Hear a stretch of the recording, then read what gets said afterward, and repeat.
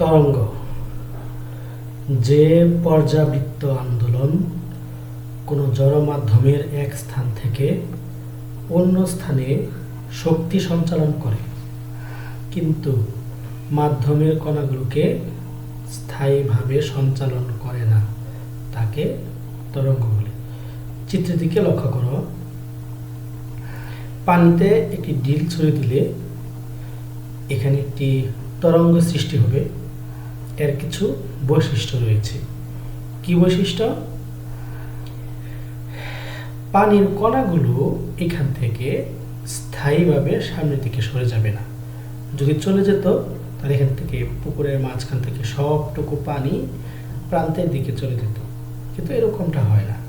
পানির কণাগুলো তার নিজ অবস্থানে থেকে উপরে নিচে জাস্ট স্পন্দিত হতে থাকবে, একটা কম্পন তৈরি হবে, আর সামনের দিকে একটি শক্তি অগ্রসর হবে।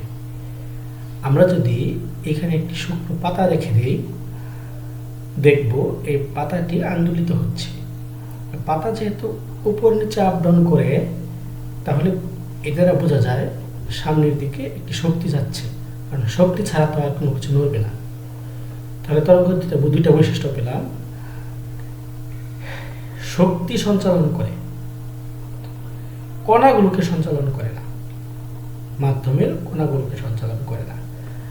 কাজেই তরঙ্গের সংজ্ঞা হলো যে পর্যাবৃত্ত আন্দোলন কোনো জড় মাধ্যমের এক স্থান থেকে অন্য স্থানে শক্তি সঞ্চালন করে, কিন্তু মাধ্যমের কণাগুলোকে স্থায়ীভাবে সঞ্চালন করে না, তাকে তরঙ্গ বলে।